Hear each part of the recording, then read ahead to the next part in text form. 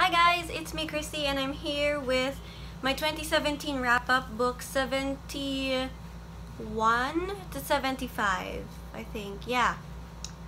So the first book I read was Smaller and Smaller Circles by F.H. Batacan, and I read this towards the tail end of Own Voices October. F.H. Batacan is a Filipino writer and she wrote what is considered to be the first crime fiction book of the Philippines.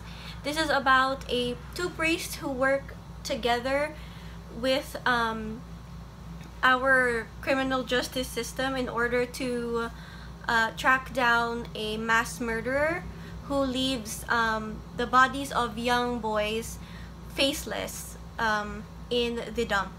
And this took me a while to read because I was angry reading it, because she would write about sort of the incompetence of the system, like how we don't know if we've ever had a serial killer in the Philippines because whenever somebody disappears, we just assume that they ran away because we think that our family communities are so close-knitted that that can't happen. You know, we can't have like a mass murderer or like a serial killer, but who knows? We don't know. So that's it. This was very good and I highly recommend reading this. And it's great because I was really able to understand pretty much everything about the book. And then after that it became Nonfiction November, so I picked up Just Kids by Patti Smith. I got this used online, so I thought it was pre-loved, as I like to say, and I just thought it was nice because I could really see how her love for Robert Mapplethorpe evolved through the years. Like, no friendship stays the same and everybody has different levels of it, and her and Robert had like this amazing like connection, and it's not even like it wasn't romantic the whole time. It was like more than that. It's like they're together through whatever. And it sort of also opened my eyes to the way that what people would consider an artist, you know, you can just use any kind of, you know, if you really want to and you feel like you can be creative, why not? So she's more of a poet really than a singer, even though she does have song albums. But she really even said, like, I just asked him to teach me certain chords to play for this song, so I was like, oh, okay. What else was I thinking? Oh yeah, it was a good read actually. I've never heard of her before this book, so I just saw her like on Tumblr and like here on BookTube, so that was interesting. Yeah, I guess that's all I can really say about this. It's really just her finding herself, not just in like as an artist, but also like as a person during the summer of love in the 1960s. And I really can connect to how she would talk about a certain band or a certain artist, and she'd go like, wow, he must have really felt so deeply about this, or like he was talking so deeply about that. And you know, sometimes I just kind of feel like her version of like fangirling is like what some girls are like now, and then they get made fun of for really adoring somebody, but really it's the same kind of like fan love, I would say. But yeah, I guess I don't know if it makes a difference who's the artist though, because like I think like I really admire how Winna is super like into her Korean boy bands, but at the same time she has a very deep love for them in the way that, you know, lyrics are more than just a catchy tune. They have a deeper meaning. So I feel like that's how Patti Smith loved her bands and stuff. That's just how I feel.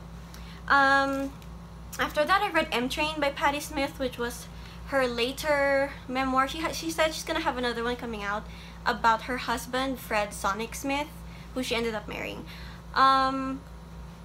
The thing about this one though is like it took me like each of these took me like a week and a half because of the pacing.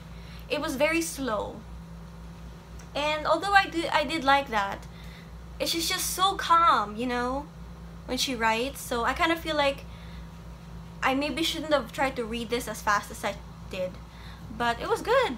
And you can see her here, she's older, she's more mature. She just picks up and leaves when she wants to. She carries like 6 t-shirts and her Polaroid everywhere. And it's nice seeing her now mature, like, cause she can just get invited to places, and that's how she earns her money. And she travels all over. She's like really living the life that she wanted to live as a young person. But I think that she would have been happier if her husband was still alive. As you know, who wouldn't, like, if you were deeply in love like that. And this was mostly just about her traveling and coffee and her favorite coffee shop. So while reading this, I was really like craving for more coffee. So that was nice. That's really about it for this one. So I guess I'm looking forward to the one about her and Fred Sonic Smith. And then after that, I decided to pick up An Unfinished Woman by Lillian Hellman. I have never heard of Lillian Hellman before reading this book, but I just remember seeing this in an old used bookstore that I used to go to that's closed down now. And I remember reading the inside flap, and it says how she talked about her friendship with Hemingway, and I'm like, well, that's interesting.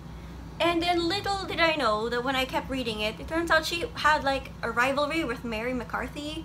And I like Mary McCarthy because I read one of her memoir things that was posthumously printed out later on.